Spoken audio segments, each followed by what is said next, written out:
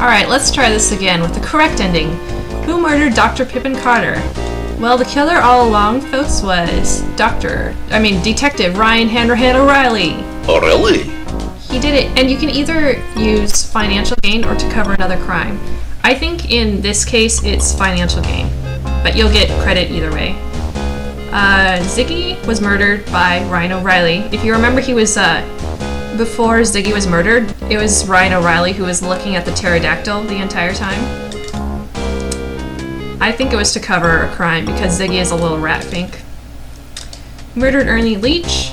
I would say that would be Ryan O'Reilly to cover another crime because I think it was Ernie Leach who was looking for the dagger. He probably went up to the vat, Ryan saw him and thought, oh shit, and, pushed him in. And I hardly think he would have anything to gain. Who murdered Yvette? That was also Ryan O'Reilly, but it was either jealousy or revenge. I'd say jealousy. Murdered the Countess? That was also Ryan O'Reilly. That's why the Countess kind of gurgled O'Reilly at Olympia. I'd say he'd do it for financial gain. Who was the skeleton found in the steamer trunk? That, as we just found out, was the real Dr. Archibald Carrington III. But who murdered Dr. Archibald Carrington? That was Watney Little, the con man. And by the way, this is why everyone was saying at the beginning, wow, I don't know, Dr. Carrington's kind of weird. I didn't recognize him at first, and he didn't recognize me. Blah, blah, blah, how strange. Who impersonated Dr. Carrington? That was also Watney Little. Who murdered Watney Little? Ryan O'Reilly. Probably for financial gain because they were working together. Who actually stole the dagger of Amun-Ra from the Ancient Egypt exhibit? I think in this case it was Watney Little. He could have gotten away with it even with security because he, people thought he was actually part of the museum. Who manipulated Watney Little into stealing the dagger? Ryan O'Reilly. Who was the woman involved in stealing paintings? That's obvious, that was the Countess. Where are you, Countess? Yeah.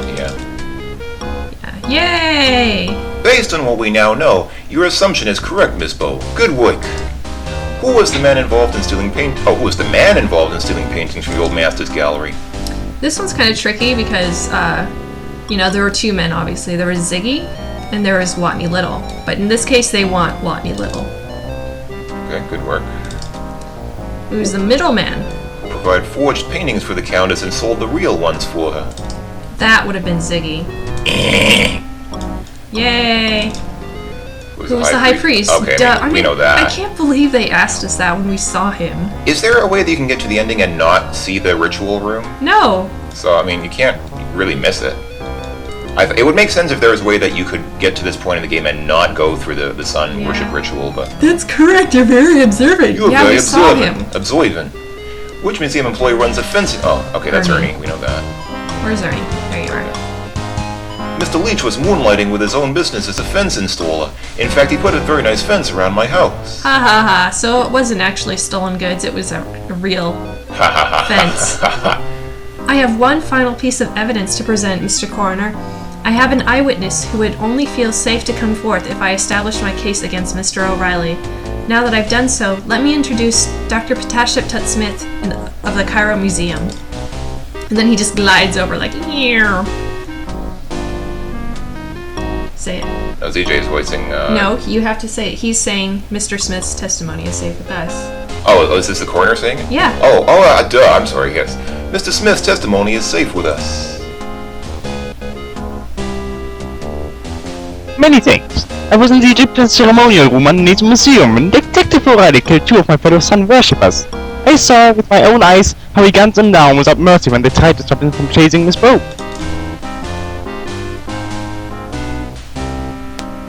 However, we only managed to slow him down. His hood fell back briefly, revealing his evil face was as he slaughtered our people. That son of a camel should not be allowed to run free upon the sand. Will you testify in court to what you witnessed, Mr. Smith? Happily, sir, but that fellows expect their revenge, although Amun-Ra will certainly destroy O'Reilly's car when he journeys through the underworld. I'm not qualified to give my opinion on Mr. O'Reilly's spirit in the next world, Mr. Smith, but I'm sure your testimony will help your dead friends sleep peacefully. Thank you for coming forth. I must admit that I'm impressed by your methods, Ms. Bow. Not only have you identified the murderers of those unfortunate individuals, but you've also uncovered the skullduggery involving the dagger of Amun-Ra. Our case is very strong now, and prosecution can begin. The New York Police Department owes you a debt of gratitude for your assistance in apprehending these malefactors.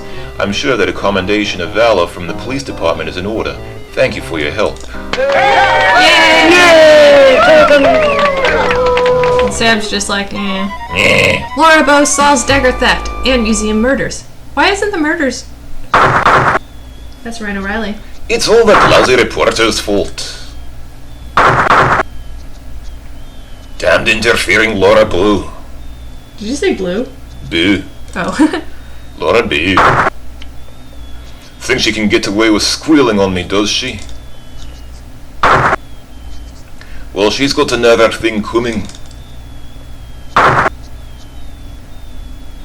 Do you hear me, Laura Boo? You'll pay for this, if it's the last thing I ever do. Man, look at those seagulls. They're just like zooming everywhere.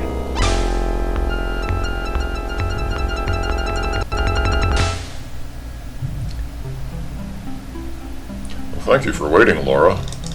I didn't mind, Steve. Laura? Yes? Would you mind, do you suppose... Laura, could you close your eyes? I have something for you. Oh, I suppose so. Oh, Steve! Do you like it? Steve, how could you? How could you have stolen the dagger? I didn't steal the dagger, Laura. I bought this copy for you at the museum gift shop. I thought you might like a memento of your big night at the Leyendecker Museum. Oh, thank you, Steve. I'm so embarrassed. It's just that I have, PTSD right now. And you should PTSD. be. You're beautiful when you blush. Laura? Yes, Steve? Would you consider joining me for dinner this coming Saturday? Well, I'm not sure if I don't know if I should really... Yes. Yes, I'd be delighted to join you for dinner. Thank you, Laura. You've made me very happy. Oh, Steve. Oh, Laura. Oh, Steve. I can stop. Yeah, I like the other ending better, actually.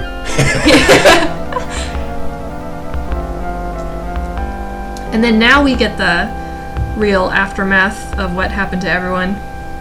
Some of it's exactly the same, but since the skeleton was so nicely cleaned by the dermicid beetles, Dr. Carrington's bones will soon be hanging on display in the Leyendecker Museum. That's the same. Oh. Yvette died plastered, blah blah blah blah.